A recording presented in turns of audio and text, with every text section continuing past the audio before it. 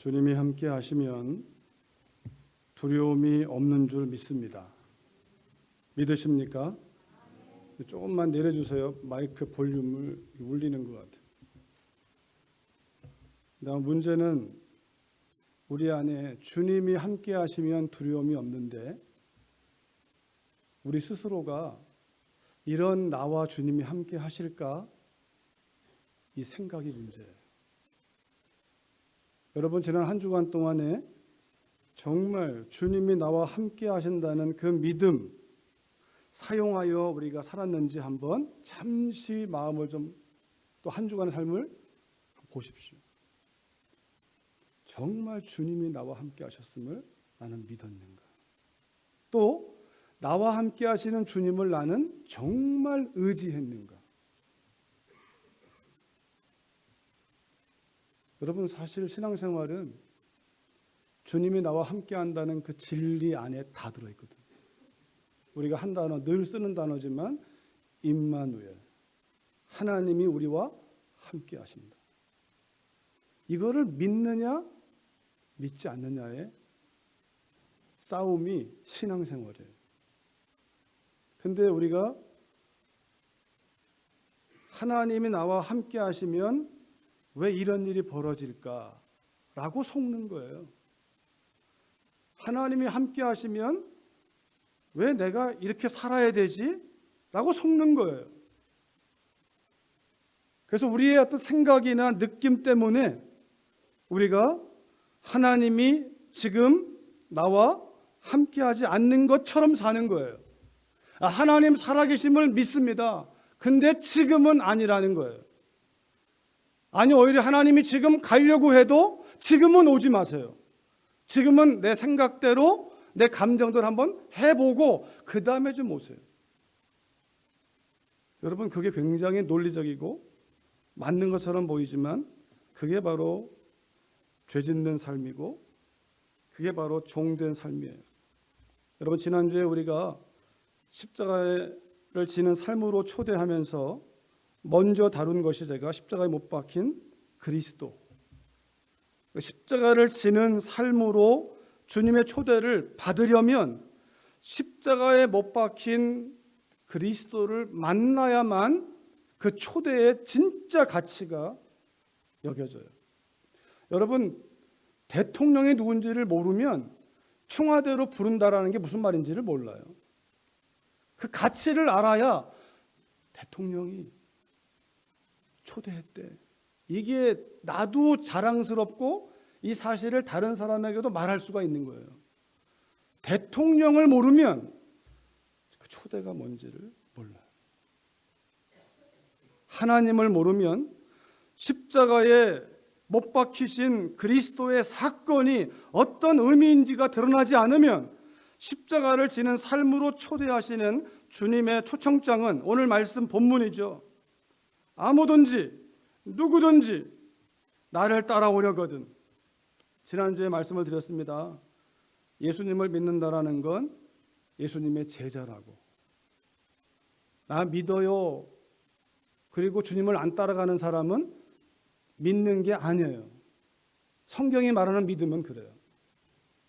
우리가 말하는 믿음은 그걸 믿음이라 말할지 몰라도 성경이 말하는 믿음은 주님을 믿으면 주님을 따라가는 거예요. 여러분과 제 안에 주님을 따라가려고 하면 저는 목사가 아닌데요. 저는 사역자가 아닌데요. 다 거짓말이에요. 성경 어디에 목사만 따라오라고 했습니까?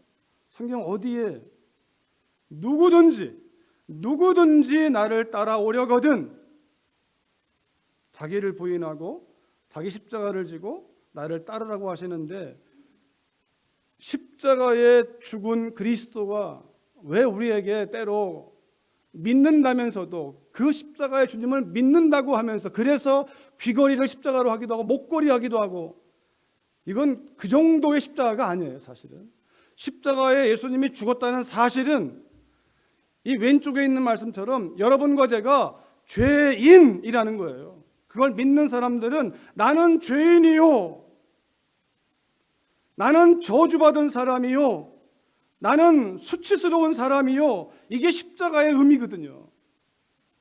십자가는 원래가 죄에 대한 형벌이었고 잔인무도한 로마인들은 십자가에 안 죽입니다. 이교도들, 그들을 십자가에 죽인다고 지난주에 말씀을 나눴어요. 아니, 유대인들에게도 십자가는요, 저주의 상징입니다. 저주받은 자의 상징이에요. 하나님께 버림받음의 상징이에요. 이건 자랑이 아니라 수치의 상징이에요. 여러분, 그게 우리가 지금 예수님의 십자가를 붙잡는다는 거예요. 근데 우리가 잊어버리는 게 있어요. 예수님이 죄인이 아닙니다. 예수님이 저주받을 짓을 한 게 없습니다. 예수님은 수치스러운 삶을 산 적이 한 번도 없습니다. 예수님은 거룩한 분이셨어요. 완전한 분이셨어요. 세상에 의인이 없지만 유일한 의인이 예수 그리스도 그분이에요. 그리스도, 메시아, 여러분 이 단어는요, 축복의 상징이고 구원의 상징이에요. 구원자. 메시아가 오시면 우리를 구원할 줄 믿는 믿음이 유대인들에게 있었어요. 뿐만 아니라 메시아의 족보를 가지고 있는 유대인들은 특권입니다. 선민, 소망이 있는. 그러니까 십자가라는 단어와 그리스도 단어는 이게 만날 수가 없어요. 만나면 안 되는 거예요. 왜? 이거는 저주의 상징이고 이거는 형통의 상징인데 이게 만난 거예요. 그러니까 유대인들의 입장에서는 이게 들어올 수가 없는 거예요. 그런데 여러분과 저에게 사도 바울이 빌립보서에서 이렇게 말합니다. 이 시간 그 십자가의 복음을 따라서 예배하고 있는 우리에게, 그 당시의 사람들에게, 오늘을 사는 우리에게 바울의 심정을 한번 들어보십시오. 아버지의 마음에 내가 여러 번 너희에게 말하였거니와 이제도 눈물을 흘리면서 말한다. 여러 사람들이, 십자가의 복음을 말하고 있는 여러 사람들이, 이 시대의 교회가, 신자들이 그리스도 십자가의 원수로 행하느니라.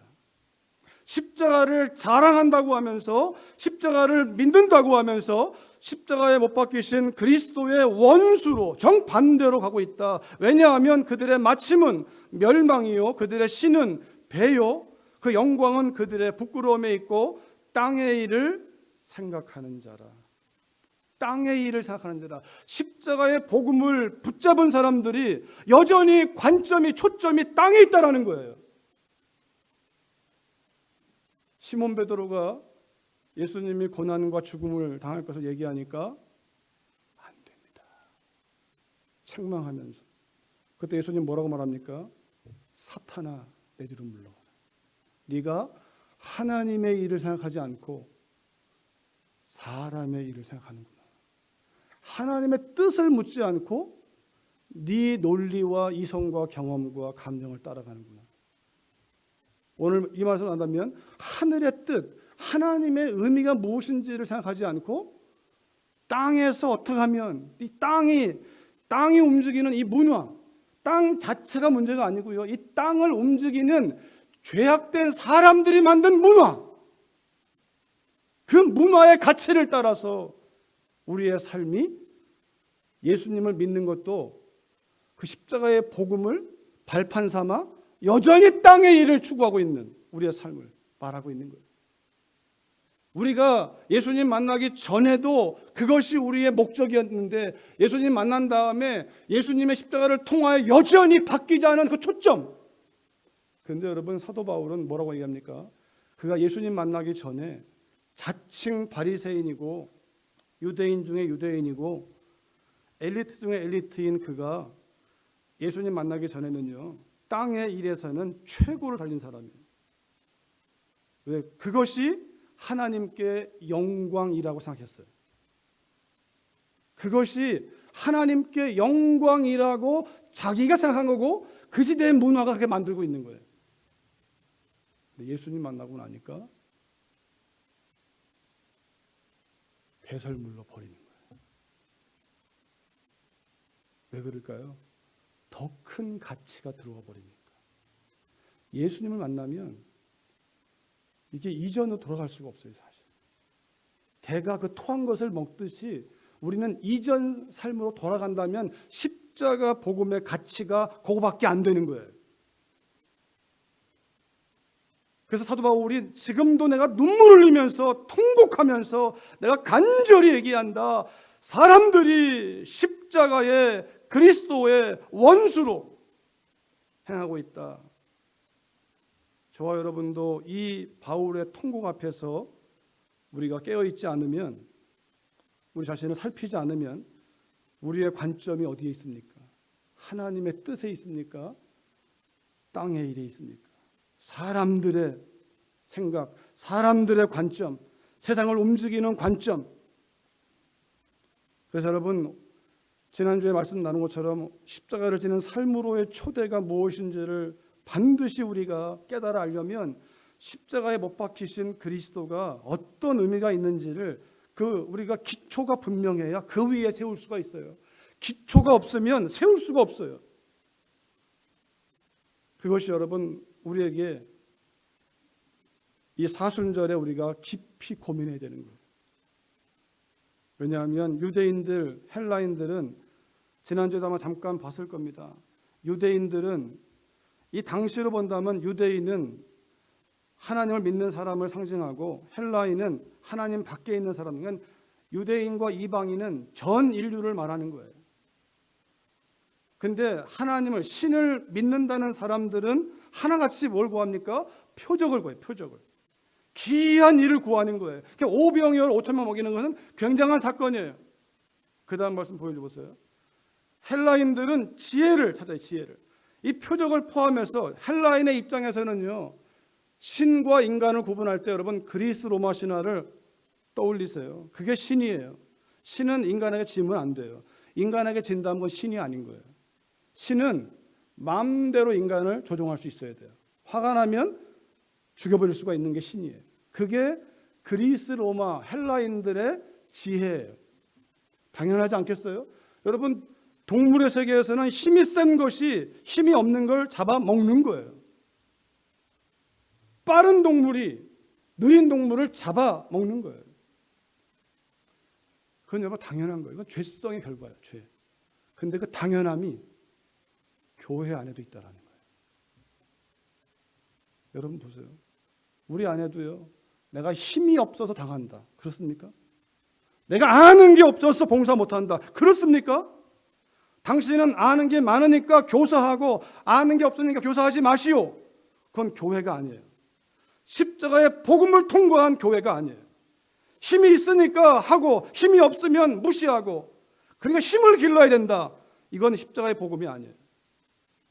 돈이 있으니까 힘이 있고 돈이 없으면 힘이 없고, 이건 십자가의 복음이 아니에요. 우리 안에 그런 사고가 있다면 우리가 이미 속고 있는 거예요. 십자가의 원수로 우리가 속고 있는 거예요. 사실은 십자가의 복음은 그런 게 아니거든요. 그러니까 유대인들은 표적, 능력을 구하고 헬라인들은 지혜, 누가 빠르냐, 누가 힘이 세냐, 누가 많이 배웠느냐, 누가 많이 가졌느냐, 누가 많이 소유했느냐, 이걸로 겨루기 하는 거예요. 그런데 우리는 십자가에 못 박힌 그리스도를 전합니다.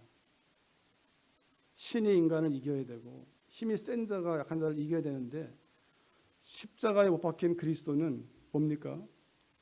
신이 인간에게 죽는 거예요. 완전한 의인이 죄인에게 죽는 거예요.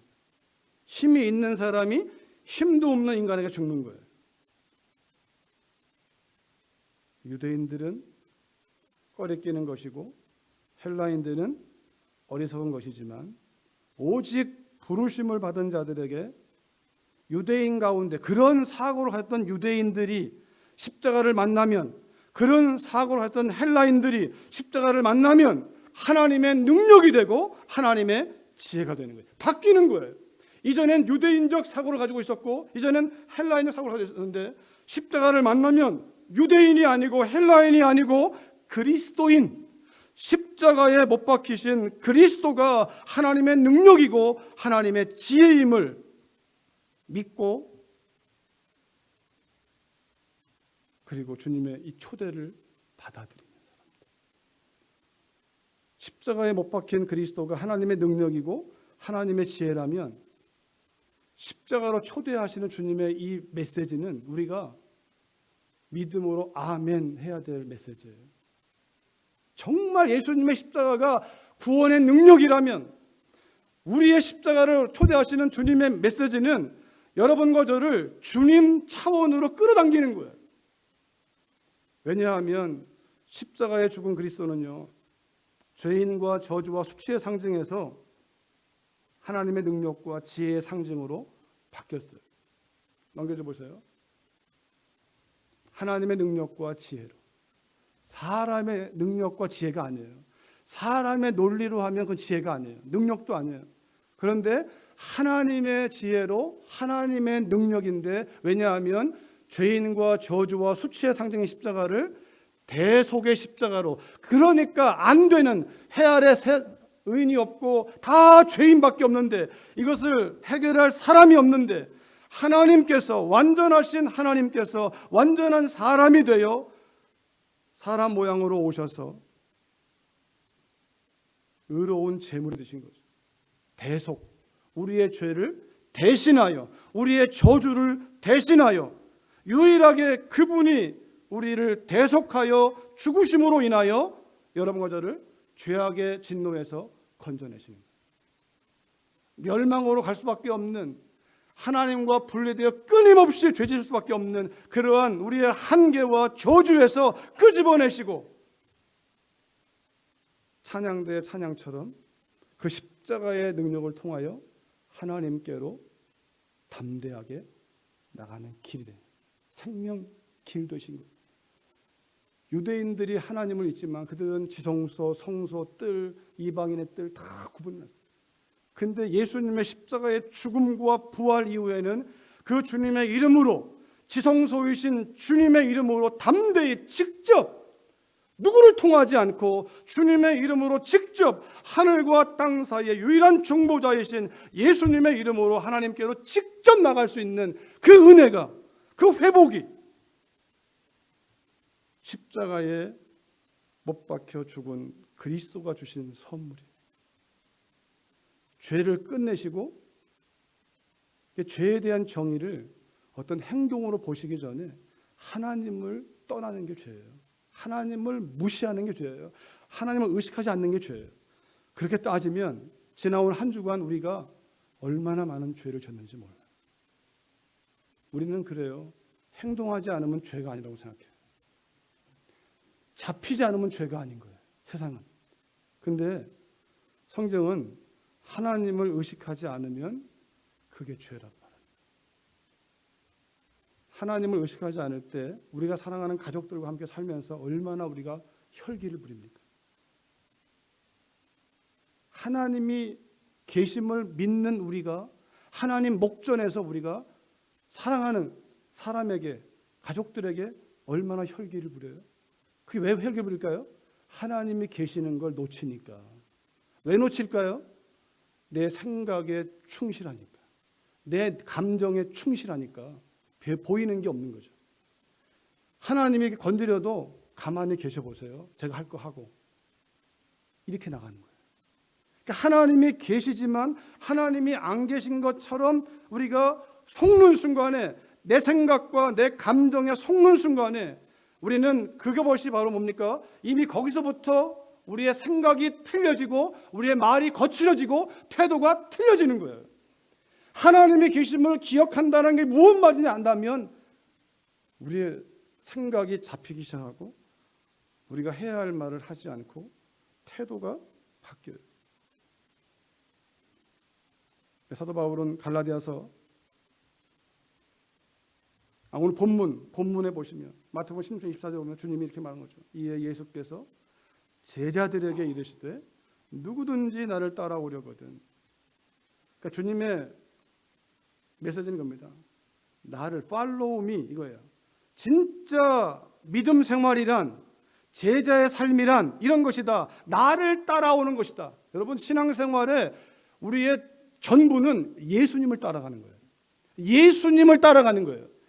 예수님을 생각하고 예수님을 따라가는 거예요. 예수님을 따라가려면 반드시 그 전에 뭐 해야 되냐면 십자가를 져야 돼요. 나의 십자가를 져야 돼요. 나의 십자가를 진다는 말은 나의 십자가를 지려면 반드시 자기를 부인해야 돼요.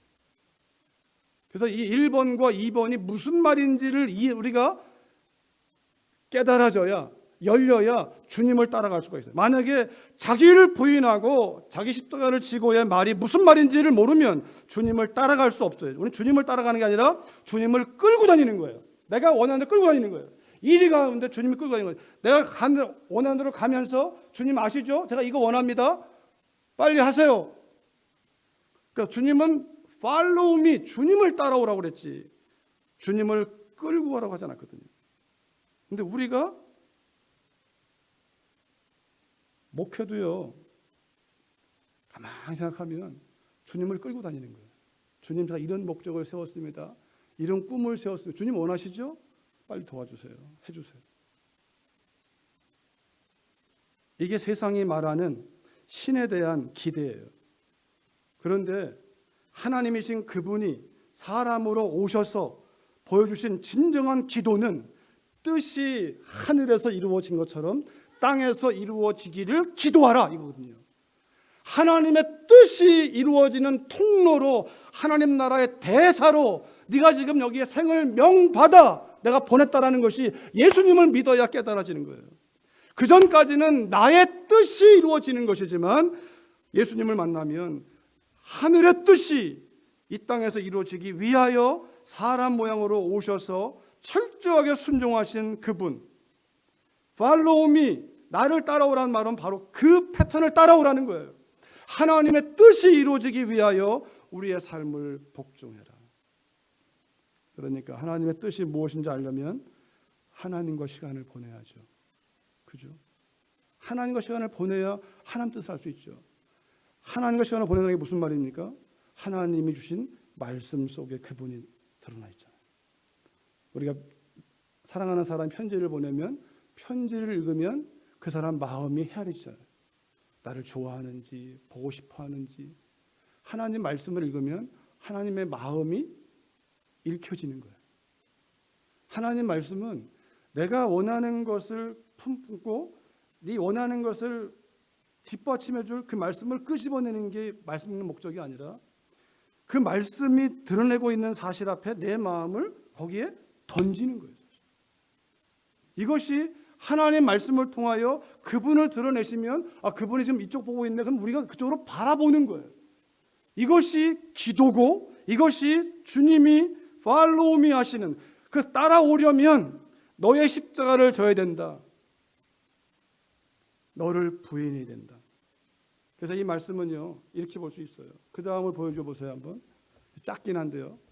자기를 부인하라는 말은 옛사람, 예수님 만나기 전에 모든 사고방식, 십자가의 복음, 예수님의 십자가의 복음을 만나기 전에 모든 사고방식, 다시 말하면 예수님을 통해서 통과되지 아니한 모든 것들은 다 부인해야 되는데 그걸 한마디로 하면 자기 소견, 자기 생각, 자기 느낌, 자기 고집, 자기 경험, 자기의 자기, 나, 옛사람이 나. 그것을 부인해라. 그 말의 다른 말이 십자가를 지고예요. 십자가는 뭐냐면 여러분 우리가 그런 얘기해요. 저는요 남편이 십자가예요. 아내가 십자가예요. 자식이 십자가예요. 아닙니다. 그 말은 왜 그 말하냐면 그 사람이 나를 속썩인다는 거거든요. 괴롭다는 거거든요. 그거 십자가 아닙니다.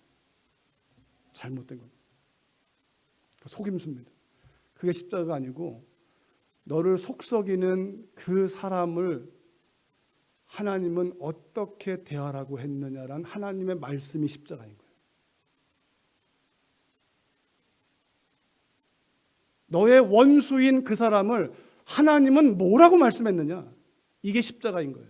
우리가 지고 가야 될, 반드시 이루어야 될, 우리가 완수해야 될 건 그분의 말씀이고 그분의 뜻이지. 그게 십자가인 거예요. 내 마음에 안 드는 그 사람 들었을 때 하나님은 뭐라고 말씀했느냐? 이걸 물어야 되는 것이 기도고, 물으면 하나님 말씀이 우리에게 성령을 통해서 예수님을 보게 하는 거죠. 주님께로 가서 제가요 생생해요.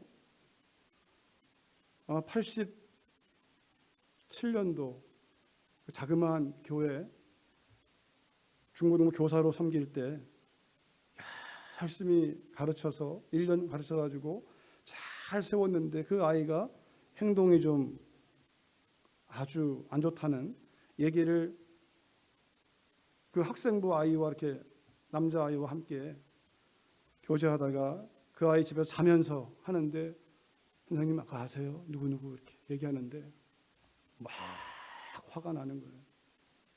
이 배신, 분노, 그럴 수가 있는가? 그렇게 말씀으로 귀하게 신자의 삶에 대해서 함께 나눴는데 어떻게 그럴 수가 있지 하고 막 화가 나는데 정말 이 목구멍까지 화가 이렇게 밀려온 거예요. 내일 날만 밝으면 내가 가만두나 봐라. 왜 그럴까요? 제가 쏟아부은 게 있으니까, 그 아이에게 쏟아부은 게 있으니까 그 배신감이 너무 큰 거예요. 근데 여기서 그 한순간에 딱 멈추더라고요.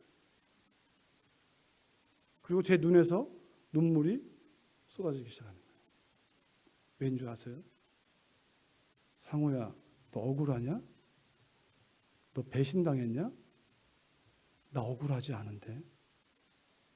내가 너를 위해 죽었을 때 나 억울하다고 생각한 적 없는데. 네가 나 배신할 때 나 억울한 적 없는데.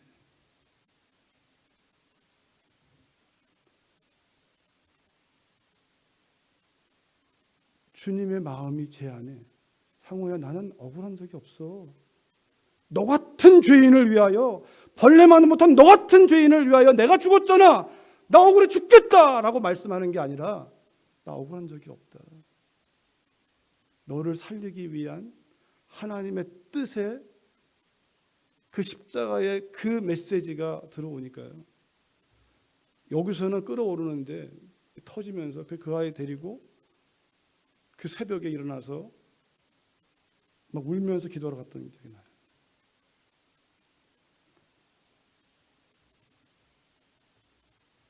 십자가에 죽으신 그리스도는요, 여러분과 저에게 우리가 죽어야 할 저주를 그분이 받으시고, 근데 그분이 눈에 힘 주시고 마음에 분노를 가르치고 내가 가만두나 봐라, 이게 아니었어요. 그분의 십자가는 하나님이 너희를 사랑하신단다. 그걸 보여주는 거였어요. 우리가 아직 죄인 되었을 때에 하나님께서 자기 아들을 십자가에 내어주심으로 인하여 내가 너희를 사랑한다.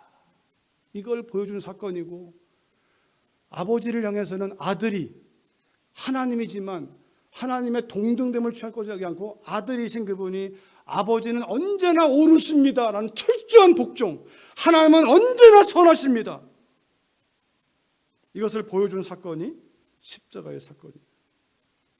자기 십자가를 진다는 것은 그 사람이 나의 십자가가 아니라 그 사람을 하나님은 뭐라고 말씀했는가, 아니 그 사람보다 1만 달란트 빚진 자처럼 그 사람에 비하면 나의 죄는 태산을, 죄인 중에 괴수란 말이 부족할 정도로 죄를 짓고 또 짓고 또 짓고 또 짓고 계속 짓고 넘어지고 또 넘어지고 몇 번이나 용서하오리까, 몇 번이나 용서받았습니까? 우리가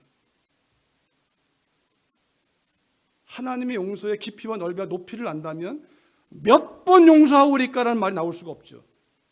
그러니까 하나님의 그 사랑은 지금도 흐르고 있으니까 오늘 왜 예배드릴 수 있는 이 특권도, 제가 여기 서서 말씀을 전하는 특권도 그분의 은혜지 다른 것이 아니잖아요. 그분의 은혜가, 저는 그렇게 생각해요. 제가 공로가 있어서, 제가 잘나서, 제가 그럴만해서 여러분 앞에 서서 하나님 말씀 전할 만한 그러한 특권을 드리느냐? 아니라고 생각합니다. 하나님의 은혜죠. 하나님이 저의 지나온 한 주간의 삶 가운데 한순간 하나님을 외면했던 그 순간만은 기억하시고 하나님이 억울해하시고 저를 꺾어버렸다고 한다면 제 생명은 끝나는 거 아니겠습니까? 여러분 것도 마찬가지 아닙니까? 십자가는요, 환경이 아니에요. 사람이 아니에요. 십자가는 그런 환경 가운데 하나님 뭐라고 말씀하시느냐. 사망의 음침한 골짜기를 지날 때에도 내가 너희와 항상 함께 있다. 이게 진리인 거예요. 그러니까 환경이 그럴지라도 하나님이 계심을 믿는다면 하나님을 더 굳게 붙잡는 거죠. 사람들이 나를 다 배신한다 하더라도 거기에 하나님이 계신다는 사실을 믿는다면 그 배신조차도 끌어안고 가는 거죠. 배신 안 당하는 게 믿음 좋은 게 아니라 배신을 당하는 거예요. 그 죽임을 당하는 거예요. 왜? 하나님이 선하시니까. 그런데 우리 그런 상황이 오면 어떡합니까? 하나님 조금만 한 걸음 비키십시오. 자기 소견에 오른 대로 자신의 경험을 따라서 자신의 감정을 푸는 거죠. 자신의 논리를 푸는 거예요.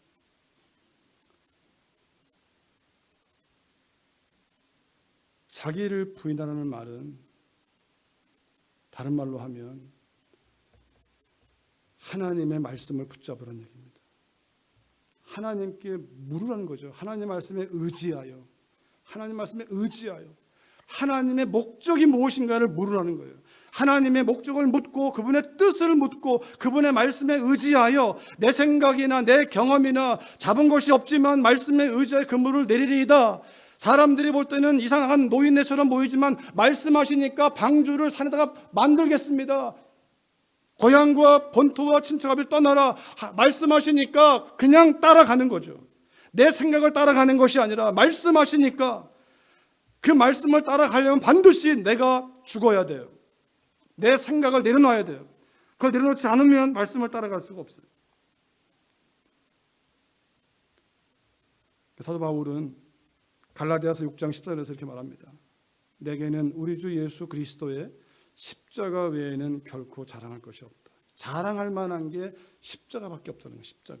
왜냐하면 십자가는요 구원의 상징이고 십자가는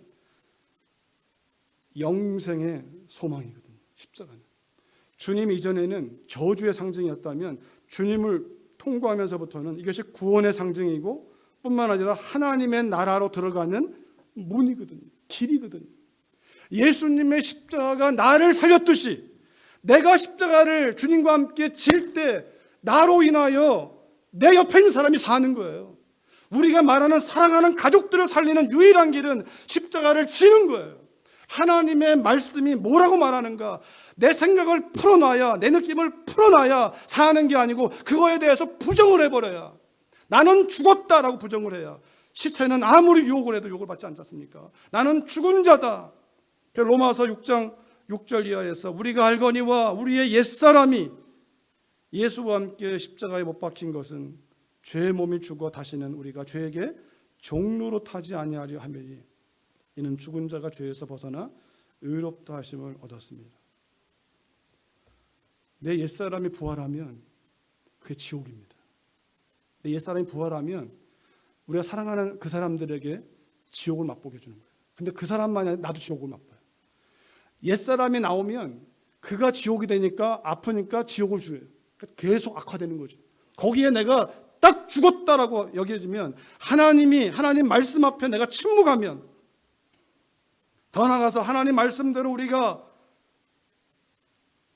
속상해하고 나에게 억울함을 주고 배신을 주고 하는 사람을 십자가 하나님의 말씀 앞에 우리가 나를 쳐 복종시키면, 그럴 때 세상이 알지 못하는 길을 그들이 보기 시작하는 거예요. 근데 그것은 우리가 율법이 아니라 이 속에 흐르는 십자가의 영이, 십자가의 사랑이, 그래서 우리는 더 이상 죄의 종로로 타지 않고 죽으면 욕받지 않듯이 옛사람을 죽은 자로 여기면, 끊임없이 여겨야만 우리가 사단에게 속지 않고 죄의 종로로 타지 않습니다. 로마서 6장 5절에서는 만일 우리가 그의 죽으심과 같은 모양으로 연합한 자가 되었으면, 우리가 그분과 같이 죽어야, 하나가 돼야 그의 부활처럼 같은 모양으로 연합하리라. 죽어야 부활하는 거예요. 예수님의 십자가는 죽음으로 끝나는 게 아니라 죽음 다음에 부활을 향한, 하나님과 하나됨을 향한, 회복을 위한, 우리를 구원하시고 다시 하나님과 하나 되어 하나님이 함께 하심을 경험하는 에덴의 삶으로 초청하시는 하나님의 메시지가 십자가를 지는 삶으로의 초대예요. 사도 바울이 고린도교회 편지에서, 고린도교회는 분란이 많고 내가 말이야, 네가 말이야, 내 파, 네 파 다 나눠지는 그 한복판에서 바울이 전하는 메시지는 십자가의 복음이에요. 그러면서 그가 형제들아, 내가 그리스도 예수 우리 주 안에서 가진 바 너희에 대한 나의 자랑을 두고 단언하노니 나는 날마다 죽노라. 주님만 죽는, 주님 죽은 십자가에 내가 죽어야 주님이 나를 통해서 일하실 수 있으니까. 우린 베드로파요, 우린 바울파요. 베드로를 좋아하지 말라는 것이 아니라, 바울을 좋아하지 말라는 것이 아니라, 그것을 주장하느라고 깨지면 그건 십자가의 복음이 아닌 거예요.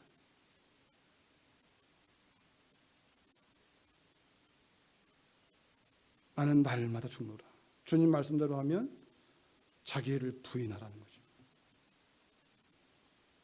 한 걸음 더 나가 갈라디아서 5장 24절 이하에서 이렇게 말합니다. 죽는다는 게 뭐냐? 그리스도 예수의 사람들은, 같이 읽어볼까요? 시작. 그리스도 예수의 사람들은 육체와 함께 그 정욕과 탐심을 십자가에 못 박았느니라. 만일 우리가 성령으로 살면 또한 성령으로 행할지니. 여러분, 몸만 아니라 몸을 움직이는 마음까지 십자가에 못 박아 죽이라는 거예요. 다시 말하면 이 말은 이렇게 하시면 돼요. 하나님의 말씀이 아니면 말하지 마세요. 하나님의 뜻이 아니면 말하지 마세요. 이 말이에요. 하나님이 느끼시는 감정이 아니면 느끼지 말라는 거예요. 죽었다고 여기라는 거예요. 그게 사람이냐고요? 그게 예수님을 따라가는 비밀이에요. 우리 안에 계시는, 내 안에 계시는 이 오직 예수 그리스도. 사단은 우리에게 우리의 이 마음을 부추겨서 주님을 따라가지 못하게 만드는 거예요. 왜냐하면 주님을 따라가면 어떤 일이 벌어지냐면 우리 주변이 바뀌거든요. 주님을 따라가면 바뀌어요. 근데 이걸 사단은 바꿔요.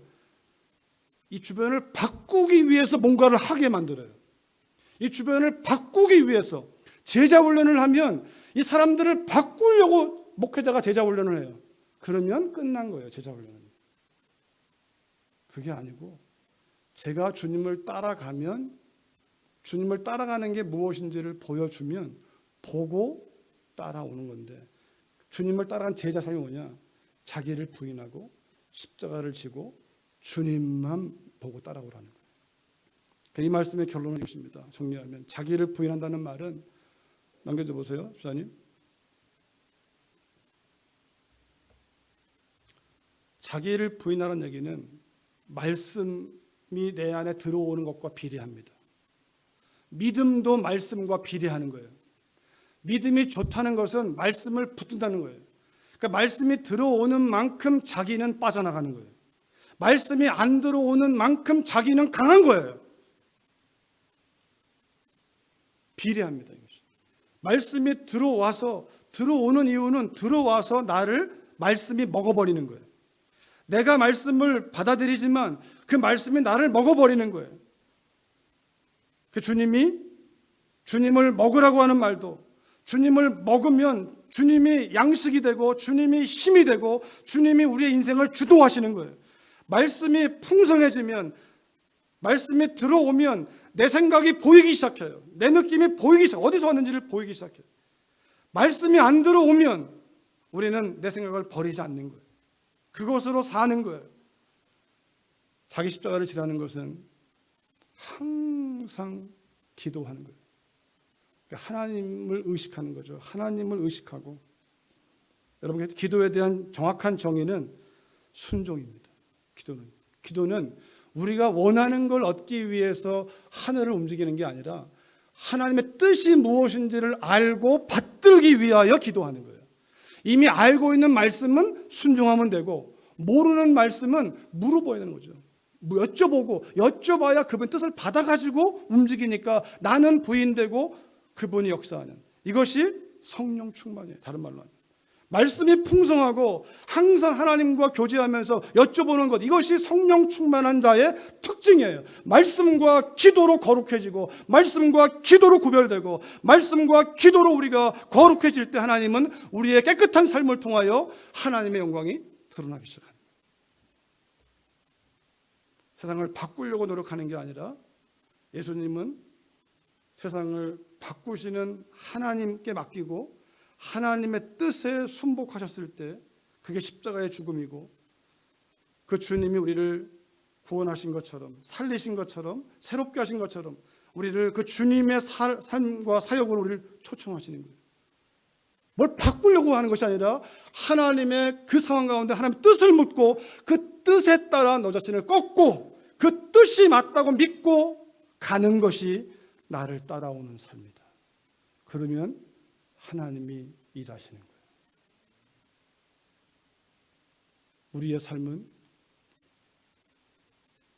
주님의 십자가는 내가 붙잡았으나 그 십자가로 인하여 나를 십자가로 부르시는, 나를 통하여 많은 사람을 구원하기 원하시는 그분의 말씀 앞에 우리가 사단의 오해, 속임에 빠져서 십자가를 하고 지우는 삶, 책임을 전가하고 십자가를 지우니까 그것이 교회는 늘어가는데 세상은 더 악해지는 거예요.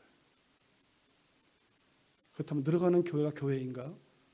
우리가 고민할 수밖에 없어요. 여러분과 저를 주님이 부르시는 십자가를 지는 삶의 초대는 거룩한 영광의 삶이고 살리는 삶이고, 내가 죽을 것처럼 끝날 것 같은데 절대로 끝나지 않는 별처럼 빛나게 만드시는 하나님의 거룩한 특권으로의 부르심인 것이 이 사순절에 깊이 묵상되는, 그리고 따라가는 삶이 되시기를 주의 이름으로 축원합니다. 살아계신 아버지, 진리를 알게 하옵소서. 진리를 알게 하옵소서. 진리 안에 자유가 있음을, 진리를 안다는 것이 진리를 따라가는 것임을 우리가 믿고 나아갈 때에, 한 분 한 분이 그 십자가 복음의 삶으로 나아갈 때에 가정에 일어나는 변화들을 보게 하시고 주변에 일어나는 변화들을 보게 하시되, 내 몸에 밴 예수의 십자가, 내 몸에 남는 예수의 흔적이 겉사람이 후패하는 것임을 기억하게 하시고 하나님 되심이 증거되는 것임을 기억하도록 성령님 붙잡아 주시옵소서. 예수님의 이름으로 기도했습니다. 아멘. 반주에 맞추어